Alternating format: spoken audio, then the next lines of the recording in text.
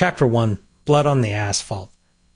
The asphalt hummed under the tires of a lone sedan, its headlights cutting through the inky black of a Texas night. It was 1982, and the interstate stretched endlessly ahead, a ribbon of concrete and possibility. But for the woman behind the wheel, the road would soon become something else he staged for, a horror that would echo across the decades. Her name was never meant to be forgotten, but time has a way of erasing the details. She was young, maybe 23, with a life ahead of her, a college student, perhaps, or a drifter chasing the open road. The specifics don't matter as much as the moment she pulled over, the engine ticking as it cooled in the desert air.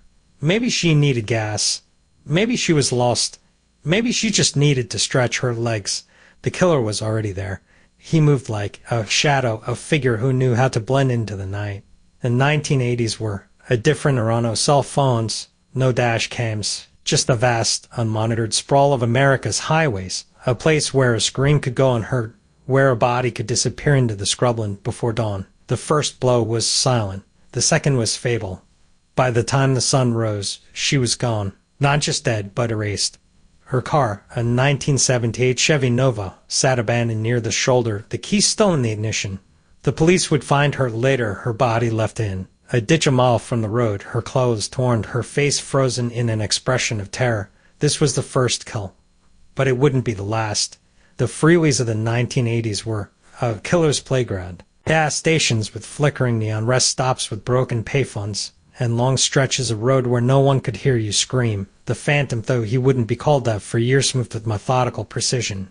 He knew the patterns of travelers, the habits of the lonely. He knew how to pick his victims. The second victim was found in Arizona. 3 months later, a trucker this time. His rig was still running when the state trooper pulled up, the engine idling as if waiting for him to return. But he never would. His body was discovered in the cab, his throat slit, his blood pooling on the vinyl seat. The police called it a robbery gone wrong, a random act of violence. But the Phantom was just getting started.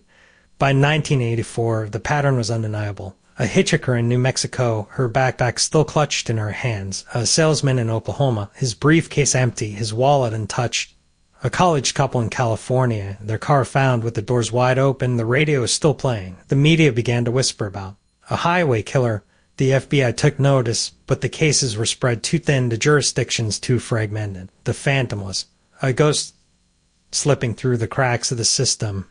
And then, in 1986, he made a mistake. A witness, a gas station attendant in Texas, a kid barely out of high school, saw a man arguing with a woman near the pumps. He didn't think much of it at the time, just another late-night stopover.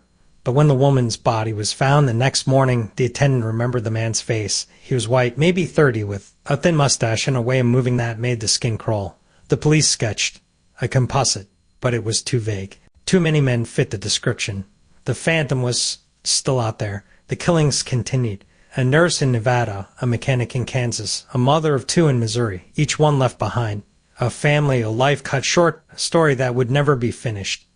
The 1980s were a decade of excess of neon and synth pop, and the illusion of safety. But beneath the surface, the highways were a hunting ground.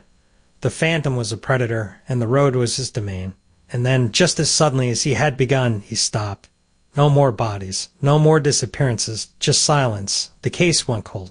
But the road never forgets. Years later, in the digital age, a true crime podcaster would stumble upon the old files, the composite sketches, the police reports, the grainy photographs of crime scenes. The pieces would start to fit together, the pattern becoming clear. The Phantom wasn't just a killer, he was a legend. And his story was far from over. To be continued.